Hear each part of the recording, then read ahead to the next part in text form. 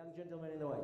First of all, I have my ticket already for Israel. I'm coming on August 24th. Baruch Hashem. See you there. Baruch Hashem. It's for women, you know. I will do whatever I can to help. I mean, you can put a wig, sit like that. Please, speak of the 4 members of peace. Okay. That's a little bit long, but techev. Okay, that's the question? Okay. Anybody else? Questions? No. Okay, so I'll please speak about the memes of it.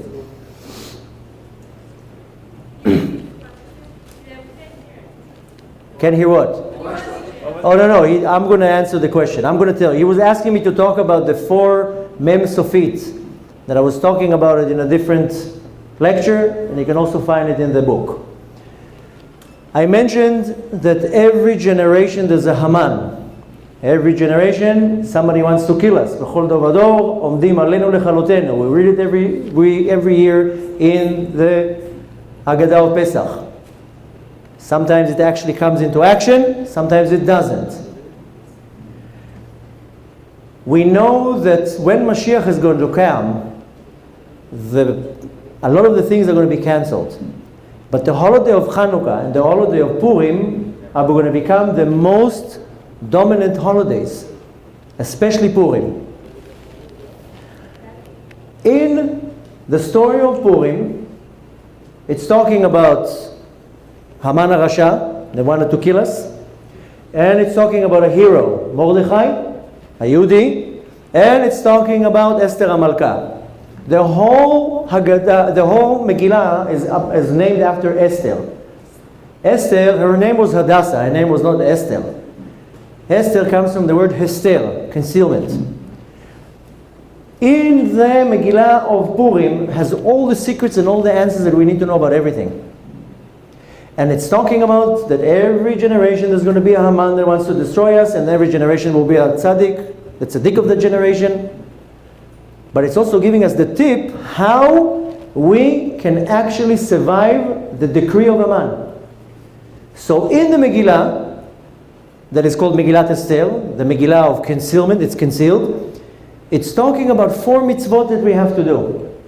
And these mitzvot we have to do on Purim, and women are not exempt. Most of the mitzvot, women are exempt. These 4 mitzvot, women are not exempt. They're obligated on doing it. Amazingly, that all 4 mitzvot start with the letter Mem. Mikra Megillah, Matanot Le'evyonim, Mishloach Manot, Mishteh V'Seudah. 4 mems. Now in the teachings of Kabbalah, each letter has a meaning to it.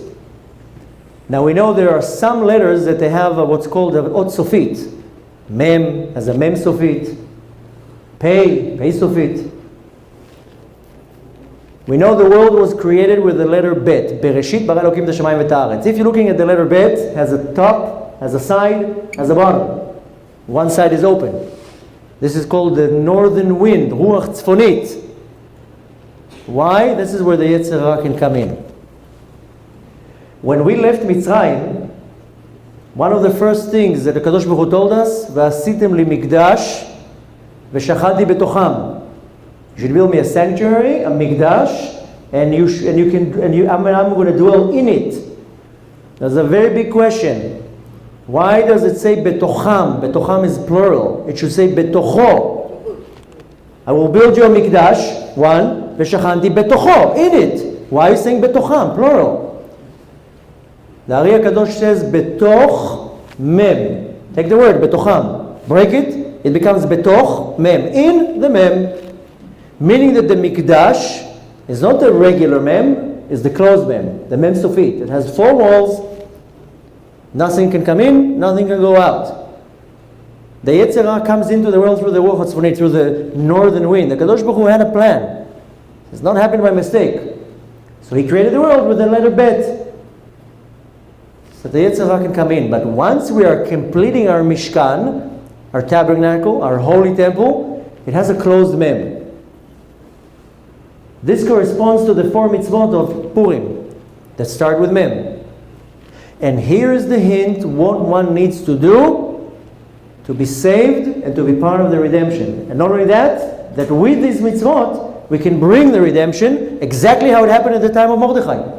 I mean, they had a miracle. Haman HaRasha came and made a decree, and he says, I'm going to kill all of them. You know how he planned to do it? It says in the Megillah that he was planning on hanging Mordechai on a pole that is 50 amah high. You know, it's 50 amah. Amah is a foot. It's like a building. Just hang him on a tree. Why are you putting a 50 amah? Why? Haman HaRasha was smart. He knew that at the time of Mitzrayim, we were sunk into 49 gates of impurity. 49 Sharei Tumah. And we knew that if we go into the 50th gate of impurity, we cannot go out of Mitzrayim anymore. This was only because it was before the giving of the Torah. In our generation, we are already in the 50th gate. Only because we already got the Torah, we can come out of the 50th gate. But just that you know, we are in our generation in the 50th gate. Just look around you, you see the power of impurity. Haman knew that if he would take the tzaddik of the generation, the source of everybody, the neshama klalit, and hang him on the 50th gate, he would be able to control everybody.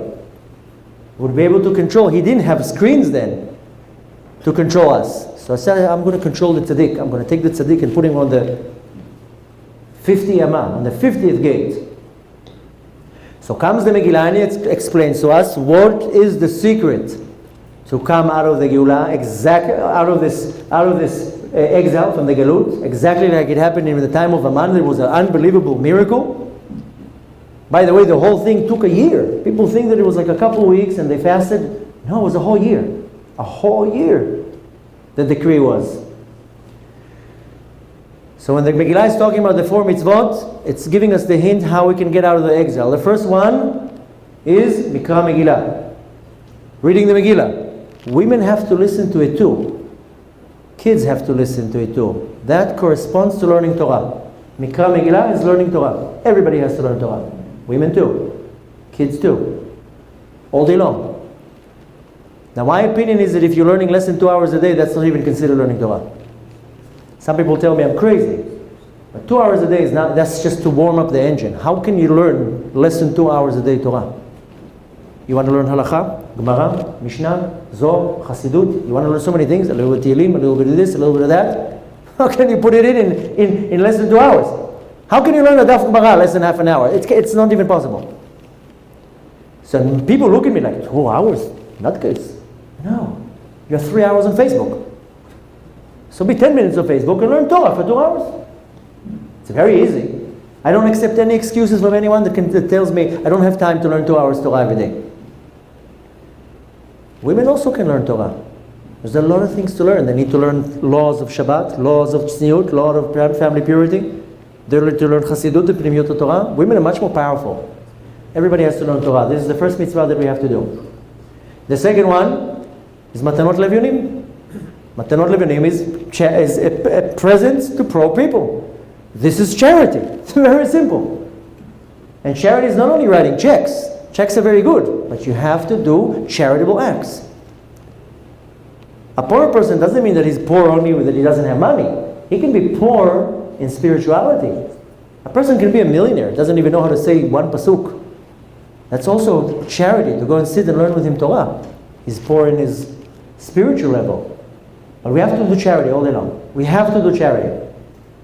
My recommendation is if you didn't do 5 acts of charity a day, don't go to bed. People are looking at me like, 5? Are you out of your mind? Yeah, 5. You know, being nice to your wife is an act of charity. I'm not joking. Being nice to your wife, helping out. Being nice to your kids, being nice to your neighbor. There's so many things what you can do for tzedakah. It's not about money. If you have money, great. Give all your money. Because tomorrow when Moshiach is coming, B'ezrat Hashem tonight, money is worthless. Money is going to be worthless in a few weeks. So if you have now money, I know a person who called me. He went through all my filter system. I get 1,000 emails every day. People think that people email me. Can you have my phone number? I want to talk to you. He went through all the filter system. Filter system, I'm talking about I have a firewall. 3 secretaries that they filter the emails. He was persisting. I got to talk to him. Finally, he got on the phone with me. He told me I'm in my 60s. I was a billionaire. Not a billionaire, millionaire. 2007, I lost half of my money. Then Madoff came, he made off with the rest of the half.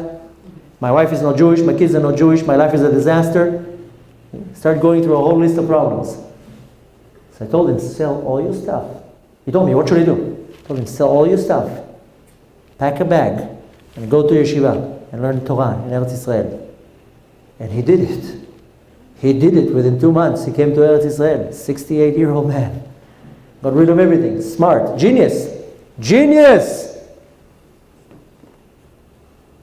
You know why? Because tonight or tomorrow Moshiach is coming, the money is worthless. Staying behind. So the most important thing, the second mitzvah, charity. With whatever you can. Whatever you can, you give it out. With your time, your brain, your knowledge. I have a friend he's a lawyer. He makes parnasah from being a lawyer. Half the people that he helps, he just helps them. With his brain, with his knowledge. The third mitzvah that it's talking about is mishloach manot. Now mishloach manot, that's not a bag of candy. That's what the kids get. You know what's mishloach manot? I give you mine, and you give me yours. Right? That's how we do it. The Ari Kadosh says that each and every one of us has a godly spark in our neshama. The ultimate mitzvah is called Ahavat Israel. I give you mine, you give me yours. We love each other. We share. I give you my spark, you give me yours. This is the ultimate Ahavat Israel. Loving another Jew. Doesn't matter where he came from. If he's Sfaradi, Ashkenazi, Breslev, Chabad, doesn't matter what he is, who he is. Doesn't matter if he says doesn't matter. If his jacket is long, if his jacket is short, if he has clothes going this way, the hat is like that, it does not matter. Here, unfortunately, I go to different cities, I go into the Bet Knesset, to the shul to pray. Like as if I have tzarat. It's not funny. I go to certain shuls, they don't want to stand next to me. Because I'm dressed a certain way. Oh no, he's Ashkenazi, he's Faradi. It's nonsense. It's not only that it's nonsense, the Beit HaMikdash was destroyed by Sinat Chinam. The first holy temple, you know why it was destroyed? Bloodshed, idol worship, forbidden relations. Because the sin was revealed, then the length of the exile was revealed. When they left Jerusalem, they knew they're living for 70 years. The second Beit HaMikdash, you know why it was destroyed? Sinat Chinam. Everybody hated each other. Since the sin is not revealed, I mean, you don't know if I hate you. I can smile to you all day long. How are you? But in my heart, I hate you. Since the sin is not revealed, the length of the exile is not revealed. If we overcome Sinat Chinam, within a blink of an eye, Moshiach is here. If you now make a campaign, put everybody together and saying, let's love each other for 2 days. Let's tolerate each other. Within a blink of the eye, Moshiach is here. This is our main problem, Ahavat Israel.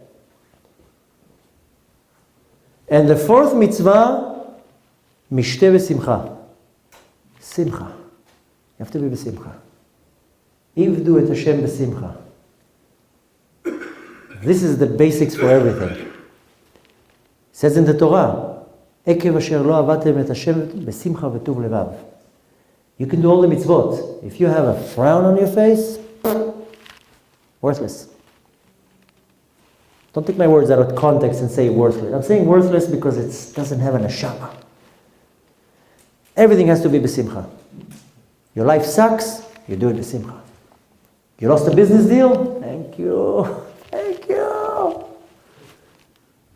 Hashem saved you a headache. Everything has to be with happiness. And if you're not really, really happy because you breathe and because you have the opportunity to do a mitzvah, then everything else is a show. Why are you doing that? Because you're pressured by the community. You're not going to show up to the minyan. People think you're going to start talking about you. Everything has to do with happiness. Simcha. Everything you have to be happy. If you do all these four things, learning Torah, charity, Ahavat Israel, and Simcha, that's the recipe. If each and every one of you do that from tonight, a few more thousand people do it, that's it, Moshiach is here. And a lot of people say, oh no, you know how many Jews are out there? How are we going to get everybody? We don't need all the nations. We don't need all the Jews. The Zohar says, Knish Tachada, one group, one powerful group. That's it. This is a recipe. Do that, you're guaranteed. But you have to do it with a true heart and accept it. And you have to make a switch in your mind that things change. Now, a lot of people come and they tell me, I'm very, very into people packing their bags and moving into Eretz Israel. There's many reasons for that. And a lot of people tell me, like, why? Oh, let me wait for Moshiach. Then I'll go. Besides the fact that there is a prophecy that it's saying, not a prophecy, there is a source that it's talking about that the more Jews that are in Israel, the more God-fearing Jews that are in Israel hastens the Geulah. But the thing is that a lot of people, they don't see the urgency. That's the problem. I'm finishing my college in a year and a half, then I'll do it. People don't see the urgency. You know that 75 years ago, in one night, a Holocaust started. One night. It just started. People think it's just started. Can you imagine how many years of planning it took? To build the concentration camps and build the train tracks and all the logistics of moving now millions of people. This was planned for years. It was not an overnight thing. My grandma used to live in Berlin, in the heart of Berlin. There were multi-millionaires. My grandmother told me they had servants in their house. And she told me, my great-grandfather was a very, very rich man. And he had a lot of connections. And the night before Kristallnacht, he gets a phone call from a police officer from the secret police, and he tells him, run away. Don't go home, run away. Hangs up the phone. He was smart enough to go home, take his wife and 3 kids, pack a few things in a bag, and run away. And the next night, Kristallnacht started. That's when it all started. And my grandmother was 17. She wasn't a 2-year-old. She was 17. She told me that already in 1933, 1934, people started coming and saying, listen, this guy's a nutcase. He's going to kill everybody. Run away. And everybody was like, nah, look at us. We're controlling this country. We're rich. Nobody's bothering us. Look, we have mezuzot on the door. I walk on the street with a talit on Shabbat. This is a very kind man. Oh, don't worry. And she told me that every year people came and told them, run away. You know how many people run away? 40,000. 40,000 people. That's the records that show that 40,000 people left. And the rest is history. Why am I telling all this to you? Because the people in Germany, if you go now in the time machine and you tell a person 2 weeks before Kristallnacht, you know there's going to be a Holocaust, you know what would be the answer?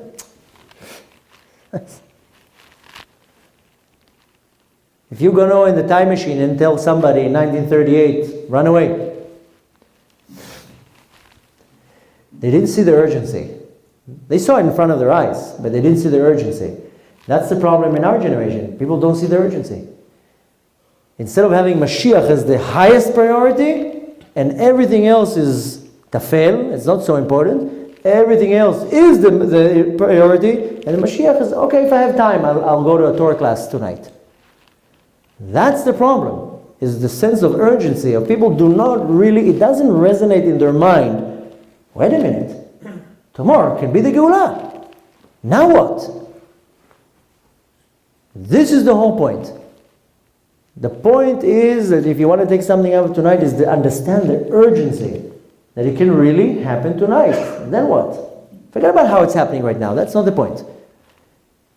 So understand that it happens, and each and every one of you has to wake up in the morning and say, okay, what did he tell me? Learn Torah, charity, Ahavat Israel, and Simcha. Doesn't matter how bad it is. Don't worry, everybody has a bad time. Don't look at your friend and say, oh, I wish I had their life. Everybody's life sucks. Sorry that I'm saying that. But that's the reality. So don't think somebody else has a better life than you. Everybody now has 100,000 pound pressure on them. It's not going to change, by the way. Don't think it's going to change. Only when Moshiach comes. So when you go into the tzaddik and you're telling them, please help me, I need parnasa, I need this. Mashiach, don't ask for parnasa or shidduch. Ask for that, you need it. But ask for Mashiach. You know what's our problem? I'll tell you what's our problem, and this is what I see the major problem here. Are you familiar with the holiday Pesach Sheni? You know what's Pesach Sheni? Why are they celebrating it? Where did it come from? Second chance. That's what you think. He said second chance, by the way. Pesach Sheni, and let me tell you what's Pesach Sheni. A bunch of people came to the Kadosh Baruch Hu through Moshe. They came to Moshe, of course, and they told him, why can't I give a korban? I'm very sorry, you were impure. You were out on the way. You didn't convert yet. So what? Why is the option taken from me to give a sacrifice? So what if I was impure?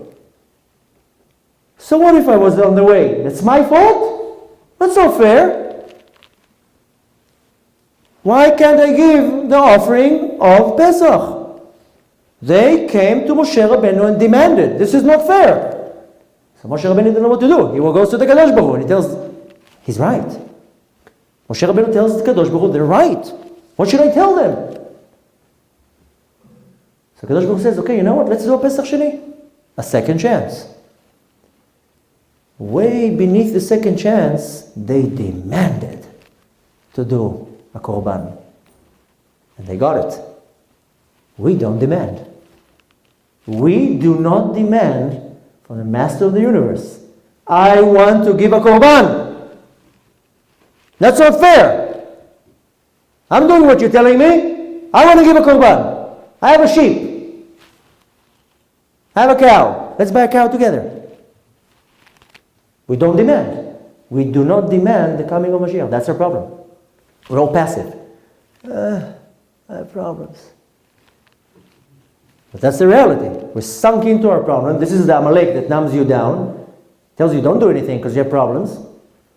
The reality is that we do not demand from the Kadosh Baruch Hu, I want to give a korban. It's part of the Torah. You gave me 630 mitzvot. 70% of them I can't even do. That's ridiculous. I want my opportunity to calculate myself. And I'm not talking about the 10% of what I earn. I want to take my crops. I want to give myself to the Kohen. You gave me a mitzvah. Now you're not giving me the opportunity to do it? That's not fair. I have the right to demand from the Master of the universe. I want to give a sacrifice. Give me the opportunity. Now if we all demand, you'll get it. Then a bunch of people came to Moshe Rabbeinu, they demanded. Moshe Rabbeinu was like, whoa, relax, let me talk to the boss. In our generation, maybe a couple people demanding it. Maybe. So the whole mind frame should be different. So Kadosh Baruch Hu pushes everybody to a corner, puts 100,000 weight burden on each one of us, and we're going there. No, go there. Go to the real solution maker. That's Mashiach, that's it. And Kadosh Baruch Hu made sure that each and every one of us is being kvetched. Don't look at me like, oh, I'm not the one. You are the one. Everybody is. So the Kadosh Baruch Hu wants us to scream for the Geulah. He wants us to beg. He wants us to demand and not to be passive. That's the point. The point is not to come and say, okay, how am I getting out of my financial debt? $100,000 I owe on the credit cards. How am I getting out of it? Mashiach. How am I getting married? Mashiach. How am I going to have 2 kids? Mashiach. Just yesterday, somebody came and told me, I'm very afraid Mashiach is going to come because I'm not married yet. I said, so what? No, but if Mashiach is going to come, maybe I'm not going to get married. Then what are you talking about? He's going to be the Mesedel Likudushin. Because he's going to come, you're going to find your other half. What kind of nonsense is that? Mashiach is going to iron out everything. Whoever's not married will get married. Whoever doesn't have kids will have kids. Whoever's sick will be cured. Moshiach is ironing out everything. We can't do it. Don't think that we can do it. Moshiach has to come and do it. What we have to do, not can, have to, is demand and to scream for the Moshiach. You go 3 times and you pray. And in Shmona Esrei, we're demanding for the coming of the Geulah.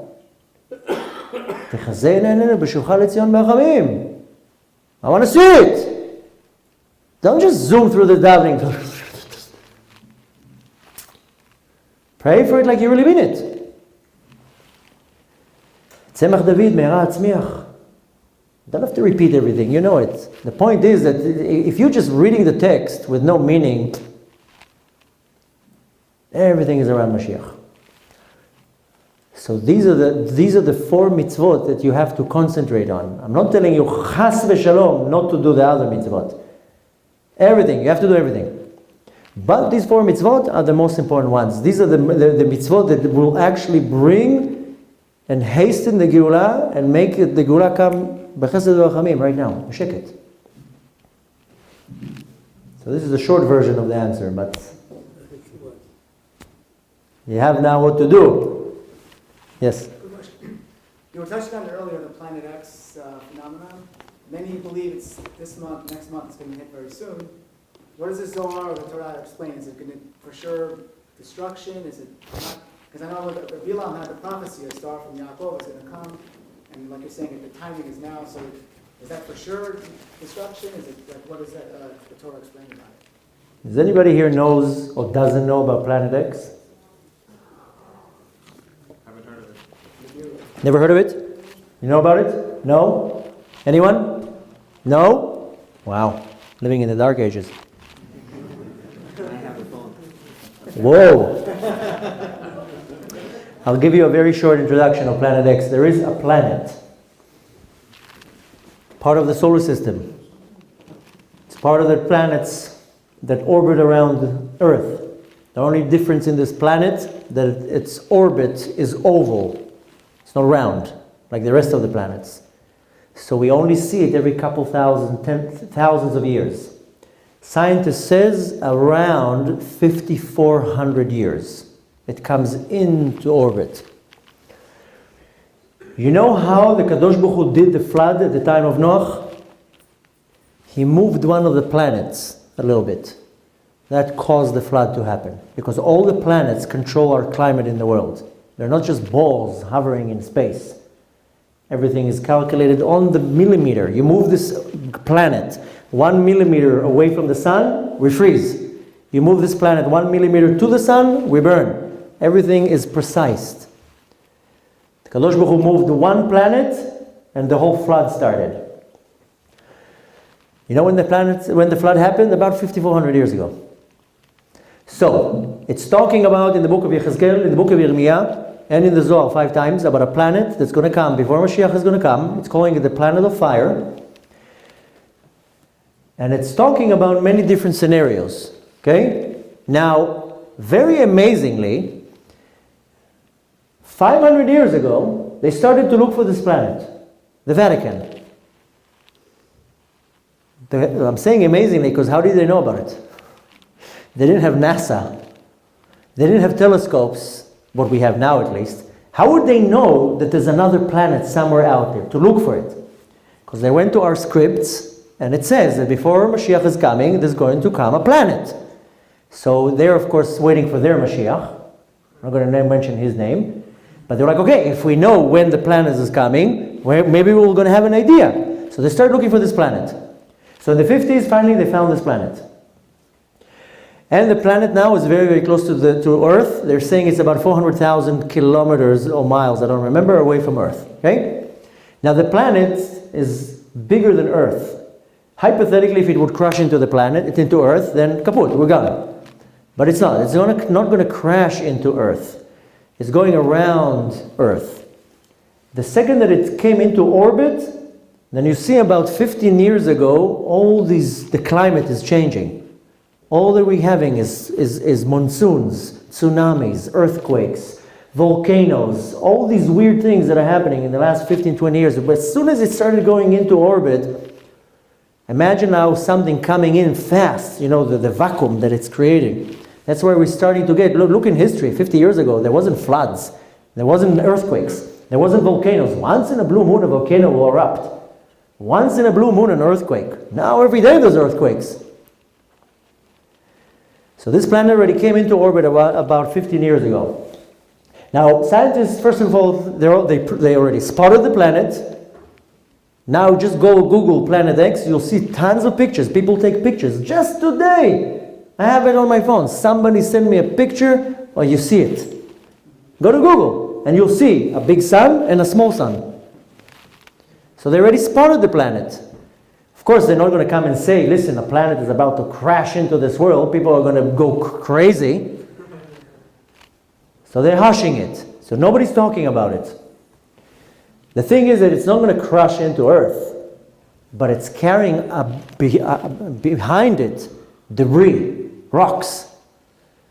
Now these rocks are falling all down all the time. A couple months ago, one of these rocks fell 640 miles from the coast of Brazil into the ocean. They said it entered into the atmosphere in the speed of 46,000 miles per hour. Can you imagine? Crashed into the ocean in the impact of 12,000 tons of TNT. That's the power of the bomb that was dropped into Hiroshima. Crashed into the ocean. Of course, everything is hushed down. 2 years ago, one of them crashed into Siberia, causing 1,600 people to be injured. It came down with the power of 500,000 tons of TNT. Everything's hushed down. Why should we tell you this horrible news? It's the bad news. That the one that fell out next to the coast of Brazil, they measured it more or less about 6 meters. 6 meters from here to the door. They say that some of these rocks are kilometer long. Can you imagine one of these rocks falling into the ocean? It's going to make a 300-meter wave. You know what's 300 meters? Twice the Empire State. It's going to make a wave that washes half a land. Half. One little rock. Forget about what happens if it falls on land. What type of earthquake it does. That's why you see the American government are moving all their offices into the center of the United States. The headquarters of the CIA. The National Reserve. Everything is moving into Texas, Chicago, St. Louis. All in the center of the land. Why? Yeah, because they know that if it's going to hit, all the calculations is hitting on North America. All the coasts of North America. That's if it's going to happen. That's why I said before, Hashem created all these scenarios, how the Geulah can come. He wants a star? I have a star. You want nuclear bombs? I have nuclear bombs. Whatever you say, I have it all. You choose. So when the prophets are talking about Planet X, it doesn't give dates, and it doesn't give necessarily the result. So we know it's there. It's there, it's ready. This is one of the surprises Hashem can pull out of his pocket. Might not do anything. I mean, there are clear prophecies talking about Avnei El Gavish, rocks of fire falling on this land. There are prophecies talking about it very clear. But again, any bad prophecy can be reversed. Any good prophecy has to happen. So it's in our hands. You can now say a book of Tehillim, you move one stone aside. That's how it works. So we don't have dates, and we don't have exactly what's going to happen. But it's just like Kadosh Baruch Hu prepared it. So if you're a bad kid, you're a good kid, no problem. Sit and learn Torah, you'll see these rocks moving aside. It's all depending on us. I'm just saying that Kadosh Baruch Hu prepared all the options. We don't want it to be that option. Shem Yerachem if something like this is going to happen. This is real Armageddon. But again, it's in our hands. Don't look at it like, okay, a rock is falling here. Look at it, okay, let me learn some Torah. וזכות התורה תעמוד לזכותם של ישראל. And the merit of the Torah will be a merit for us, and it will be... Kadosh Baruch Hu can do whatever he wants. He can move the planet, he can put it back in. So the thing is that we have to be aware that there are different scenarios. So the Kadosh Baruch Hu says, I can do whatever I want. However you want the Geulah to come. I can go like this, and we're in Eretz Israel, with a blink of an eye. So the point is not to concentrate on how am I hiding myself. 2 or 3 months ago, I was in Texas in a tour of lectures. This guy takes me to his home, Takes me to his basement, shows me barrels of wheat, barley, salt. He's like, I have food here for a year. I was like, wow, what happens if the rock falls on you? So I was like, no, I'm preparing for the nuclear attack. I said, nuclear attack. If they're attacking America with nuclear, it's going to be an MP. You're not going to have how to cook your food. So what does it matter? Still learn Torah.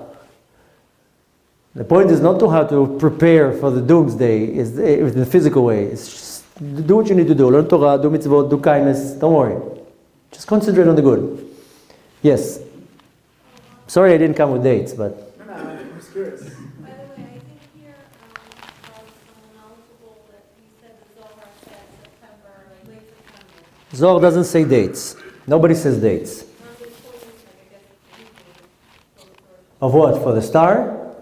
No, nobody can come and say dates. Anyone who tells you dates, you know already he's fake. So in the Torah codes, Rabbi Glazerson has like the whole video and stuff and explains it, it shows... Yeah, but okay, that's all roughly. That's what I said before. The Zohar is also talking roughly. Right. Nobody can come and say, even like for example when I give the example of the Zohar with the Twin Towers, it says the end of Elul. It didn't say the 23rd of Elul. I mean, that would be crazy. The end of Elul. So when we have dates, same thing with the Zohar. When it says time of Mincha Gedolah, it's giving us a more or less date. The ones who really come, not too long ago there was a rabbi who said a date. Tu Bishvat. Oh, okay, that you can't say dates. Right, yeah, you said like that, the end of something like that. You give a general thing. I mean, there's so many prophecies. Really what I gave tonight is not even there's so many prophecies that show mamash every little detail. So there's a chance that the prophecy can interpret like Moshiach is still come in a happy way. Betach, why not? Why a chance? Of course, it's in our hands. The rule is that any bad prophecy can be cancelled and a good prophecy has to happen. But it's totally in our hands. The point is not to live in some fear that, like a star is coming. The point is to understand, if I now pray now for a whole hour in a minyan, I moved it away. I read Tehillim now for half an hour, I pushed it away. And I heard to avoid that star, like to avoid the tsunami that was caused, to go to Israel because Israel was safe. Someone told me, just overall, move to Israel, Moshiach. You're asking the wrong guy. If you're asking me, go on a plane tomorrow. You're not asking the right guy. Of course, the most safest place in the world is only Eretz Israel. If chas v'shalom things are going to go down not nice, I don't want to see it. I'm going to be in Eretz Israel. That's the land of the Kadosh Baruch Hu. When Hashem decided to destroy the world with a flood, the whole world was underwater, besides Eretz Israel. Eretz Israel is the most safest place. It's the safest heaven for Jews. You want a number of a travel agent? My wife told me I should start calling the moving companies and tell them, listen, I'm sending you thousands of customers. I want commission. One last question, sorry. Don't be sorry. In a shiur from Rabbi Shlomo, I think it's in Israel, he said that he was explaining how Kabbalah says the number of psukim in the Torah equal the number of years in creation, and when you do the math, it comes out to 58, 40 something, which leaves about 60 or so years. And the point he was making is that Moshiach has to come by then. That's like the deadline, due date. The due date is 6,000 years. Huh? The due date, not the due date, the last option is the year 6,000. Wasn't it like a minus 200 years for 2018 or something like that? Yeah, listen, all the calculations point to our time now. There's no argument here. That's the Achishena. I mean, you know what, there's a story, you'll find it in my book. 550 years ago, at the time of the Arizal and Rabbi Chaim Vital, Rabbi Chaim Vital was the prominent student of the Ari Kadosh. And there is a wellspring that is called Gichon. That's the wellspring that brought all the water to Yerushalayim. And if you're looking at the 4 rivers that go out of Gan Eden, that's one of the rivers, the Gichon. And the king of Chizkiah, he covered the wellspring. And at the time of Rabbi Chaim Vital, there was a certain minister in Yerushalayim, and he wanted the Gichon to be opened. Because he knew that when the Gichon will be opened, that's the time of the Geulah. That's when the Geulah is going to come. Off the subject, now, I don't know how, in Yerushalayim, they open the Gichon, they're making it larger. Unbelievable. But anyways, the King Chizkiah covered the Gichon, and at the time that minister came and said, who in the Jews is holy enough to know where the Gichon is and how to open it? So they told him, Rabbi Chaim Vital, go to Rabbi Chaim Vital. He had Ruach HaKodesh. He knew that this guy is coming to him. He said a few Shemot Meforashim, a few holy names of the Kadosh Baruch Hu. He did Kfitzat HaDerech, went to Damascus. The Ari Kadosh comes to him in the dream and tells him, why did you do that? So Rabbi Chaim Vital says, because I saw this minister coming and I didn't want him to make me open the Gichon. So he says, what do you mean you didn't want him to make you open the Gichon? So Rabbi Chaim Vital says, I didn't want him to make me say Shemot Meforashim, holy word, holy names. So he says, yeah, but you just used Hashem's names to do Kfitzat HaDerech. Kfitzat HaDerech is when you jump. Something that will take you 3 days to walk, you make it in 3 seconds. Now Rizal explained to Rabbi Chaim Vital that was an auspicious time, and he told him, you have a spark, a nitzotz of King Chizkiah, and this minister has a nitzotz of the king of Nebuchadnezzar, that because of that he closed it, and if you would meet him and open the Gichon, you could bring the Geulah v'achishena. You could have bring the Geulah. You could have bring it. So Rabbi Chaim Vital says, okay, so let me go back and open it. He's like, no, that's it. It was a time, you had the opportunity, and it passed. So he constantly had opportunities to bring the Geulah, what's called v'achishena. A lot of the calculations, because there's a machloket in halakha, a lot of the calculations about the time of Mincha Gdolah, people came to the year Tafshin Nun. That's when the Gulf War started. Everybody thought, that's it, the Geulah is coming. And Tafshin Nun, 1989, everybody said, okay, this is it. This is it. And they didn't understand what happened. Everything pointed out that should be the time of the Geulah. But we always had this opportunity, v'achishena, to bring it faster. Now we're already past the Veitah, so there's no other options. I mean, a lot of people say, I don't understand why the Geulah is, what's making it wait? Why is it late? Doesn't make sense. Give me a good answer. So I have a theory, but it's my theory. Don't take that as a source. My theory is, first of all, Moshiach is already here. That's the Varishon. Let's be clear. Moshiach is already here. He's waiting to be revealed. Every day he wakes up in the morning, he puts us in his jacket, he ties his garter, and he says, okay, Kadosh Baruch Hu, time for the Geulah to come, no? You know what the Kadosh Baruch Hu tells him? I looked online. I saw that there's 1,000 lectures tonight. You know how many people will do tshuva tonight? Thousands. You know how many Torah classes are going to be tonight? You know how many mitzvot people can do? You know how many balei tshuva we can have tonight? Wait one day. What's one day? We waited thousands of years. One day.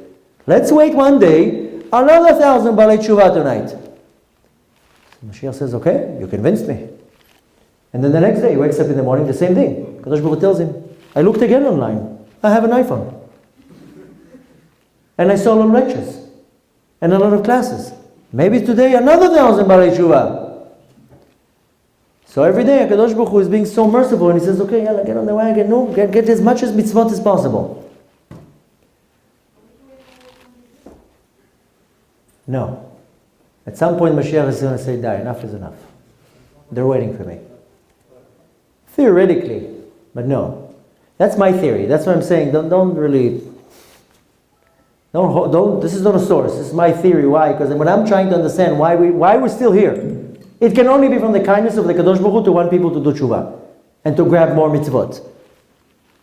I see it as, of course I want the Geulah to happen. I wake up in the morning, I straight away look at the color of the sky, look at maybe something happened, maybe something changed. Opening the news to see if the bomb fell. Okay, he's not here today. Okay, we have a whole day. Means the Kadosh Baruch Hu wants me to do a lot of mitzvot today. I'm getting a bonus here. An extra day of my vacation. Just grab. Pack it in. The reality is that it's very, very late. It's up to us. Anyone else? Yes. So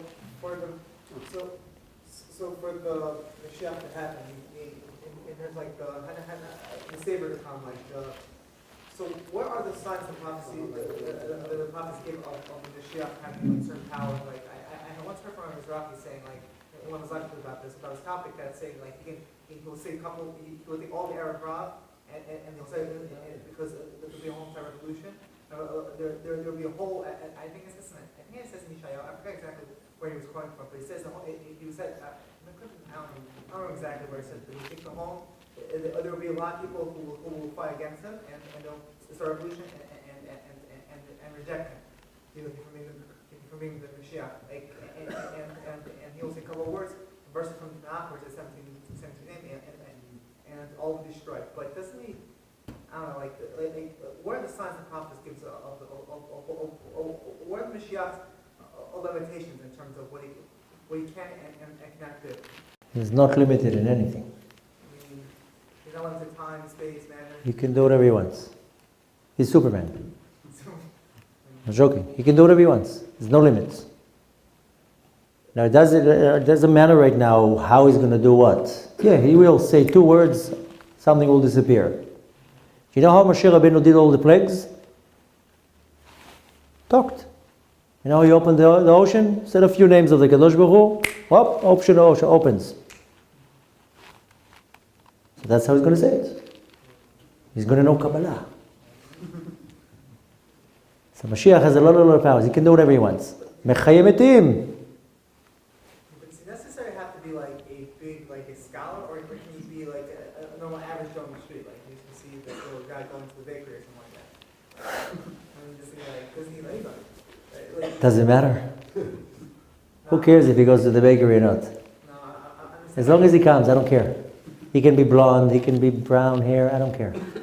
These are nonsense. How is he buying bakery, drinking coffee? It's all nonsense. This is nonsense. Don't worry.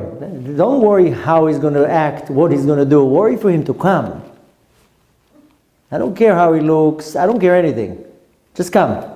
We'll negotiate later. I'll settle for everything. You want to say some magic words to open the sky? Fine. You want to have a wand? Fine. Whatever you do, just come.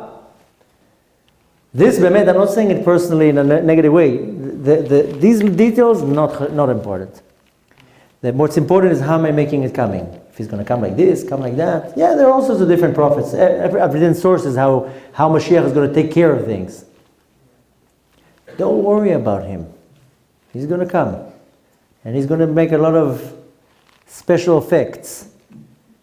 I mean, just imagine 3,300 years ago, a little old man walking like this and making all these hocus pocus. Can you imagine that? And this is nothing compared to what we're going to see when Mashiach is going to come. Nothing. What they saw in the time of the Geulah in Mitzrayim was not even part 1. So the point is to be, I don't even know the word in English, totally immersed in the fact that Mashiach can happen any second. That's the point. Doesn't matter right now how, what, who. The point is to be totally involved that this is my highest priority. I eat to promote Mashiach. I sleep to promote Mashiach. I learn Torah to make it come faster. That's the point. If we had enough fanatic people to quit their jobs, sell what they have, and all day long promote Mashiach, it will come very fast. We don't have a lot of people that are willing to do this. Because people are holding to the stuff till the last second. When he comes, I'll leave. No. Have to let go now. Let go of everything. Yes? So I've let go, and how do I reconcile with the differences in my family? They don't want to let go. That's a very big question. And there's no black and white answer. Each individual is completely different. And there's no answer that I can tell you do A, B, and C. Everything will be good. There's no answer. Because each individual is completely different. Who's the family? Wife, kids, parents, neighbors. I know one individual that the problem in the family is the parents. One individual, the problem is the wife. One individual, the problem is the husband. So the thing is that if you would now walk in the street and you would see a house that is burning down, and you would know somehow your iPhone is going to tell you that there's somebody sleeping in there. You're not going to just walk down the street. You're going to run into this house and pull the person in his sleep on your back with your bad back to pull that person out of the flaming house. So you woke up, you figured it out. Kadosh Baruch Hu did with you the greatest chesed, the greatest charity you can imagine, that he poked you in your nerve to wake up. Now he tells you, okay, now you go and poke other people up. And in this generation, every family has one person that wakes up. I did not find the word to it, but in Hebrew, when you have a tent, a very big tent, you have a lot of poles, but you have the one in the center. Any other pole you move, it's not going to affect the tent. If you move the center pole, the whole tent collapses. In Hebrew, it's called amud atavech. I don't know the word in English for that. What? Matriarch? Oh, not foundation. Core? Whatever. The point is that every huge structure has one center pole that is holding it. Every family in our generation gets one family member that pulls out. He's that pole. That the entire family is leaning on that person. He has responsibility. What? Foundation? It's not really the foundation, because in Hebrew it has a word. It's called amud tavech. Amud is a pillar. Tavech is the center. The center pole. I don't know. It must have be a word in English. It's not the point. You got the point. You are this pole. So of course everybody around you are going to not agree. You're crazy. You're being brainwashed. These bearded people, they captured you. They put spells on you. Wake up. What are you, stupid? Go back to your job. Of course they're going to tell that. This is the most popular question I get from all directions. In a different way. But what do I do with my family? So you have two options. Turning your back and leaving and saying, okay, I got to help myself. Or not. The problem is that there's no black and white answer, because in some situation you have to get up and leave. It's not good for your mental or physical health. You have to leave. There are cases like that if I would look at all the information, I tell the person, it's dangerous to your health. Get up and leave. As bad as it sounds. But in some cases, yeah, you have to fight. And you can't fight this war with being aggressive. To fight, David HaMelech says, King David says, Im gvar tamim titamam, v'chimikesh titpatal. Gvar tamim, a person who's very innocent, not innocent that he never saw anything was going on in the world. Innocent is that he's going to accept what you have to say. Im gvar tamim titamam. With a person that is innocent, be innocent too. Talk to him the same level. V'imikesh, Mikesh is somebody stubborn, titpatal. Titpatal goes, a snake, mitpatel, sneaky, tricky. They're a bit tricky with them. Why? Because they're stubborn, and you find a way how to pull them towards you. And you have to be very smart, you have to be a diplomat. But again, I can't give you a black and white answer. That we can do another time in private, because it really depends on many different things. It depends on so many different things. Who's the family member? How many of the family member? It's much, much different when it's a parent than a spouse.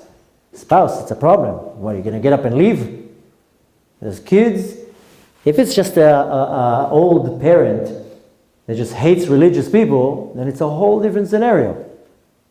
Sometimes it's the kids. So the point is that you have a responsibility because you woke up and everybody else is still sleeping. So you can desert them and say, okay, no, I can't deal with this headache, which in some cases that's the answer. Or you're saying, okay, I'm going to do whatever I can. I'm going to accept all this hardship. when they're torturing me and cursing me and humiliating me. But I'm going to still stick through it so I can, may be able to affect them. So there are many different ways how to look at it. When I became religious, my family freaked out. But I was like, if I'm going to now turn away from them, then I'm not going to achieve anything. So I had to tolerate a lot of their nonsense. And they would come into my house, I had to tolerate all sorts of little things. Why? So I can, even out. You want to affect somebody, you have to go down to their level. You can't affect anyone from standing from above, and it doesn't work. If you want to affect another person, doesn't matter who it is or what scenario. You first go down to their level so they can see eye to eye, and then you rise up and you can pull them up. Like a father. If I want to play now with my kid, I can't stand like this and tell him, come here. I have to go down, bend, pick him up, then he's eye to eye to me. So you have a very big responsibility, because every person in our generation that gets the wake-up call, now you have responsibility. One of the main reasons, like I'm running around the world with a chicken without a head, I don't want to be, I'm not joking, I don't want to be sued. I can be sued now by other souls coming and telling me, I'm suing you. Why didn't you tell me? Why didn't you tell me there's a God? Why didn't you make me do a mitzvah?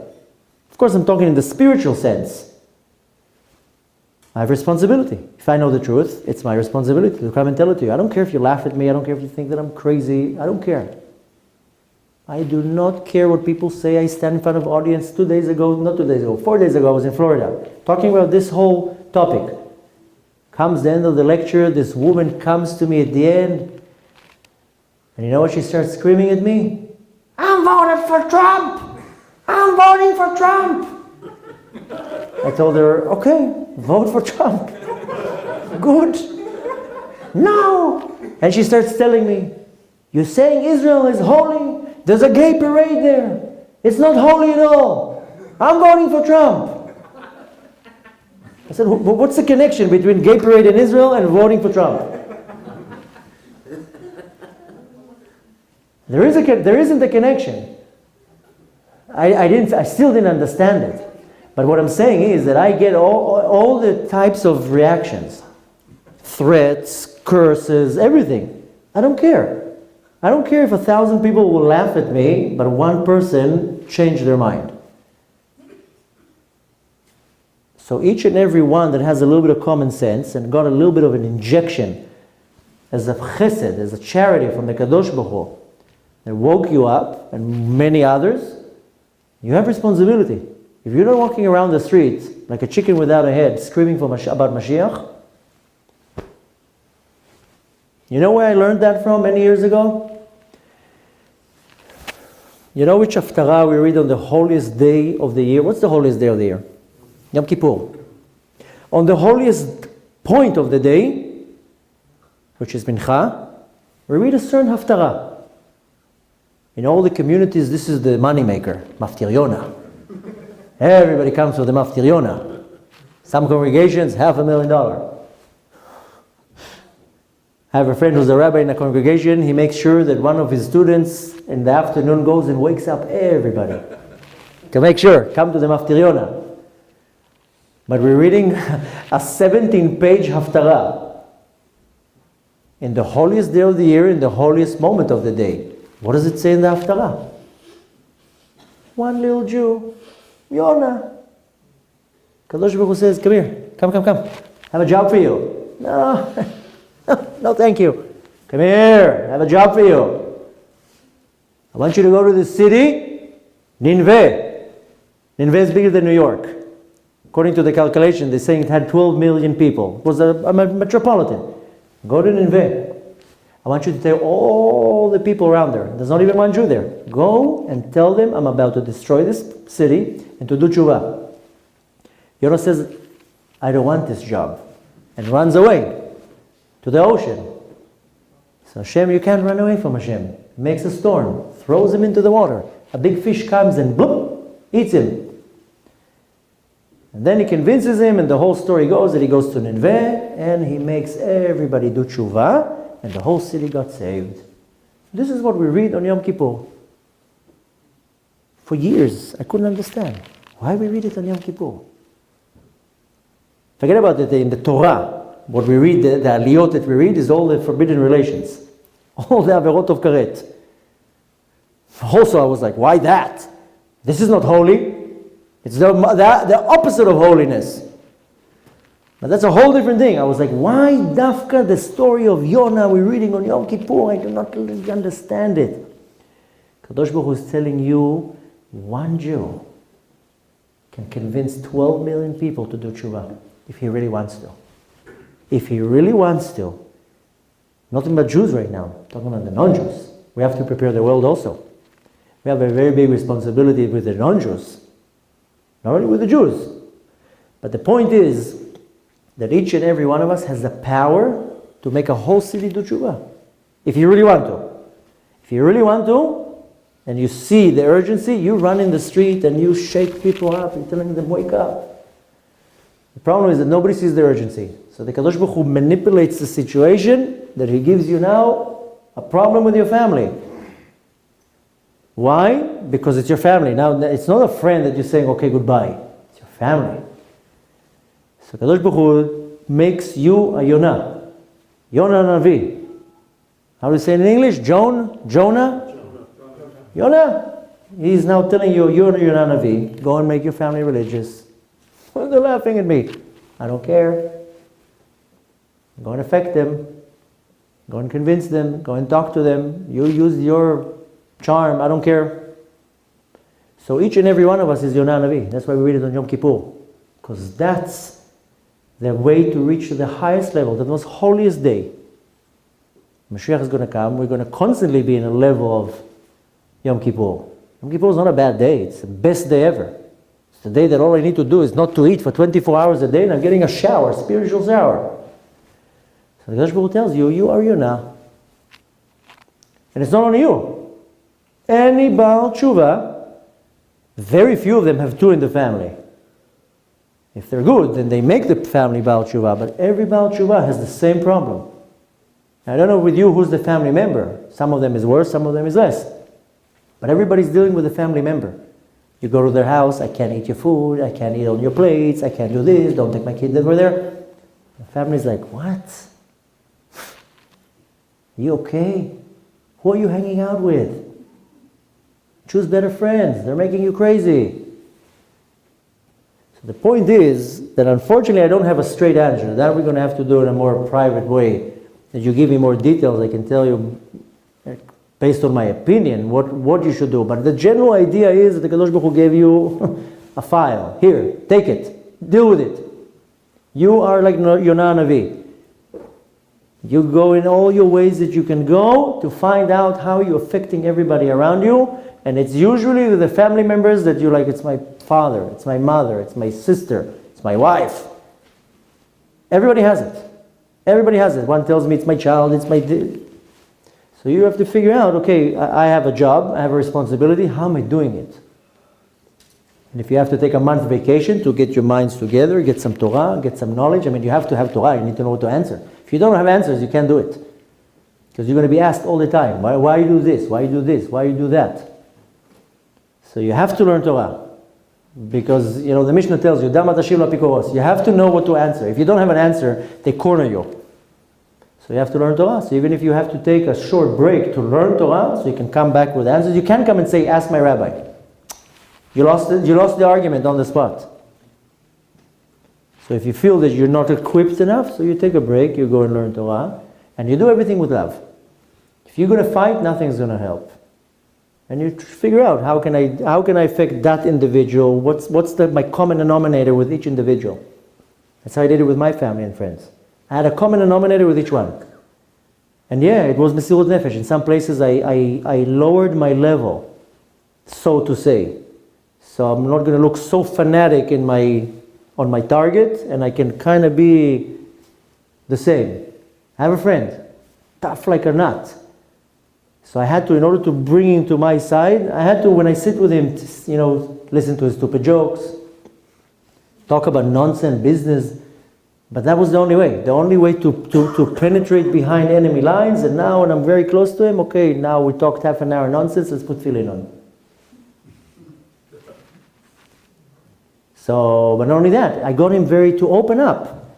So I was able to give him the right guidance and the right advice. When can I open up to you? Excuse me? When can I open up to you? I'm ready to. When? This story. It's incredible. Which story? Mine. Oh.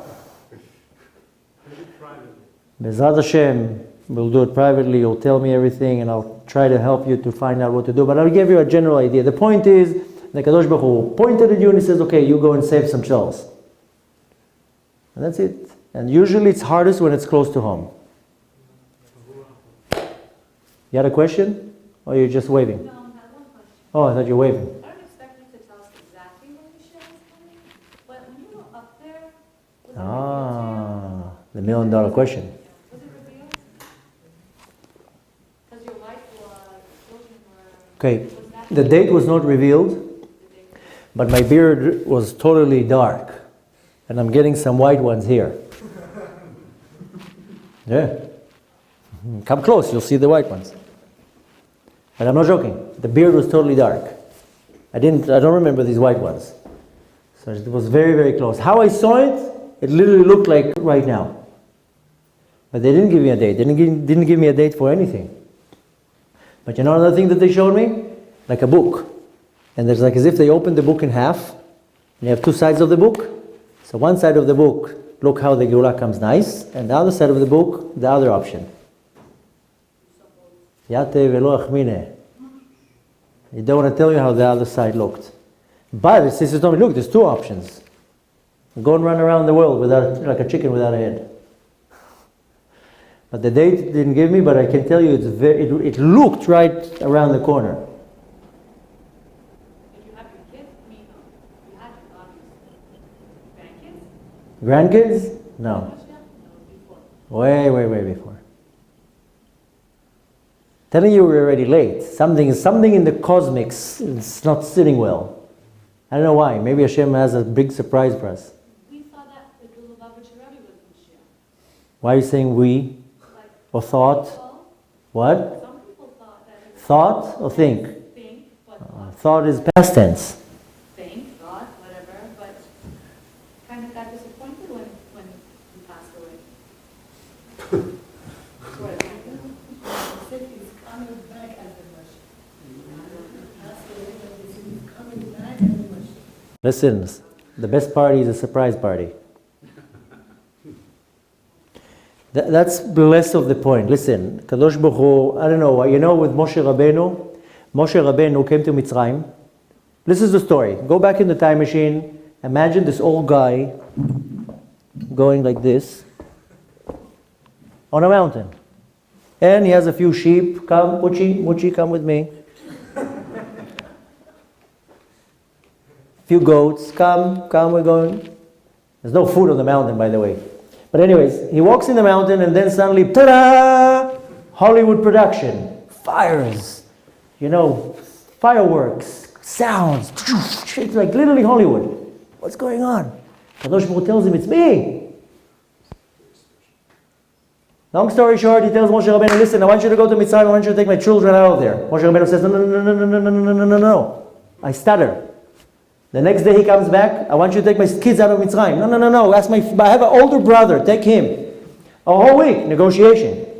It wasn't 2 minutes, a whole week. Every day he comes back there. Kadosh Baruch Hu is trying to convince him. Moshe Rabbeinu had a very good lawyer. I don't want to, I can't, I'm too old, my back hurts. After a whole week he convinces him. So Moshe Rabbeinu says, how are they going to believe me? Don't worry, tell them that I sent you. Moshe Rabbeinu comes to Mitzrayim. Like this, Hashem sent me. I'm going to bring the redemption now. Finally he comes to Mitzrayim, he meets his brother, Aaron HaKohen, who believes him. And then he goes out to everybody and tells, Chevre, it's me. What? He tells him, I'm the one. What? Who? Go. Velo shamulo, mikotzer ruach v'avoda kasha. They don't want to listen. Go, old man. We don't know who you are. Moshe Rabbeinu, wait, let me show you. I'm going to show you what I can do with my stick. Hold on. He goes to Paro and he tells them, listen, Hashem sent me. Paro is this big. What? Who? Hashem sent me. No makir et Hashem. I don't know. Go home. Anyways, they do the whole Hollywood production with the snakes and the whole things around it, and Paro gets upset and he tells them, you know what? Not only that I'm not taking them out, I'm going to make it now triple hard. And he made it hard. Now he said, now I'm not going to provide you the bricks. Now you're going to make your bricks by yourself. Everybody right away lawsuits. Right away. Suing Moshe Rabbeinu. How dare you? Look what you did. You messed it up. Moshe Rabbeinu leaves Mitzrayim, goes to the Kadosh Baruch Hu, he says, what did you made a joke out of me? You made a joke out of me. I went there and nobody believed me. I threw the staff on the floor and now it became worse. You made a joke out of me. I'm quitting. And he went away for 2 months. For 2 months he disappeared. The entire period since Moshe Rabbeinu came to Mitzrayim till they left was exactly a year. 10 plagues, each plague was 1 month. 1 week was the plague, 3 weeks negotiation. Not like the negotiation with the Palestinians, that can take 3,000 years, but 3 weeks negotiation between Paro and Moshe Rabbeinu. The advisors are sitting, the meeting in the United Nations. So every plague was a month. 1 week was the exact plague, and then 3 weeks of the negotiation. So that's 10 months. 2 months, Moshe Rabbeinu says, I'm out. I'm not in. He disappeared. The Redeemer came and disappeared. So the one that believed, were like, wait a minute, where did he go? He came. He gave us all the signs. He gave us all the secret codes. Where did he go? He disappeared for 2 months. Then HaKadosh Baruch Hu convinced him and he came back and he got them all out. When did he disappear? After the first scenario, with the whole show with the snakes and let my people go, like Charlton Heston, remember that? So after that, Before the first one. yeah, that's what it says. That Paro now made it now much harder, and the Kadosh Baruch Hu went, and Moshe Rabbeinu went to the Kadosh Baruch Hu and complained, Parashat Vayera, what are you doing? You made a joke out of me. And right away the Kadosh Baruch Hu says, whoa, relax. Don't worry. I'll pull some strings. Don't worry. The point is that the first Redeemer that came, it didn't work out so easy. Shlomo Melech says, I said it before, Ma shaya hu sheyeh, what was will be. So we don't have really answers. But I don't even get into that. That's not the point. The point is that the Kadosh Baruch Hu wants to give us more merits. He wants us to kvetch. There's a reason for that. The point is not to psychoanalyze why and who, and he didn't come, he did came, he did. Like your question, his question. What he's going to do, how he's going to say, his suit is going to be black, it's going to be a blue suit. Doesn't matter, just make him come. Doesn't matter. We have to be like machines right now that are like producing mitzvot, learning Torah, doing charity. Zan Hashem, we should merit to see the Geulah very soon. Any questions? And one more questions? Zan Hashem. We have a minyan? Yes. Want to do it here? Yes. Ladies? But is Moshiach female or male? What do you want him to be, a male or female? It says Melech HaMashiach, not Malka HaMashiach.